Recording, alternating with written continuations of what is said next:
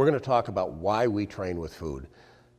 To understand it, you need to understand that there's only 5 ways that you can motivate a dog to do what you want it to do.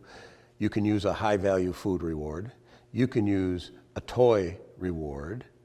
You can withhold a reward that the dog thinks that it just earned, but you're not going to give him that reward because you're trying to motivate him to do a better job than what he just offered. You can use 100% force. I can force a dog to do what I want. I can force a dog to lay down through corrections, through avoidance training, if I want.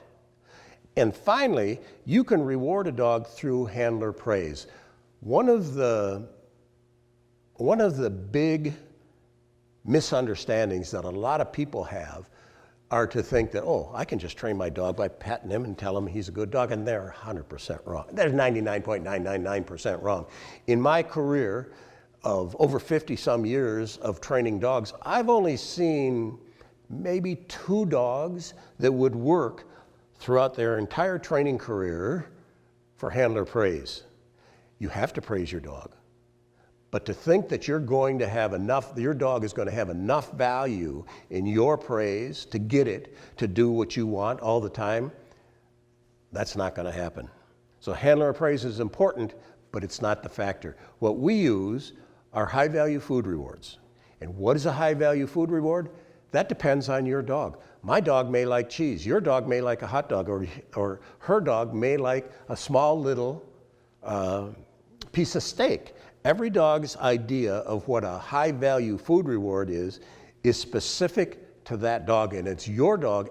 It's your job as the trainer to experiment and find out what trips your dog's trigger that it really, really wants what you have. I mean, and some people just don't understand that. They think that a piece of kibble is a food reward. They think that one of those stupid bones that they sell at Walmart is a food treat, and that's wrong. That's not a high-value food reward. I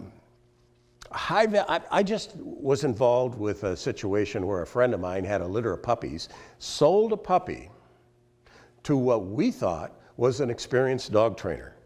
And that dog trainer called up and said, oh, this dog does not have enough drive for the food reward, and I don't want the dog. And my friend said, send me a video. Well, this person's been training dogs for a long time, and we look, and it's giving a piece of kibble for a food reward. That dog doesn't have any drive for kibble. Try giving it a piece of steak, see what changes. Or go out before you feed the dog and use your high-value food reward if you don't have enough food drive. But we train with high-value food rewards, and you're going to come to a point sometime when your friends who may have a dog, may have had 1 or 2 dogs, they're going to try and poo-poo what you're doing. And they're going to say, well, what are you going to do sometime when you don't have a food reward and you need to ask your dog to do something? We're going to talk about how to fade the use of food reward in the training, in this online and in this DVD. It's a simple thing on fading food rewards. Here's the key to it. We will show you how to fade it, but we will use food rewards for the life of our dog. Randomly, we may have used, once you've faded the use of food, there's nothing wrong with coming back and going out and having a training session where, oh, high-value food. Oh, the dog says, this is great. I thought we didn't use high-value food reward anymore. I love this. What do you want me to do?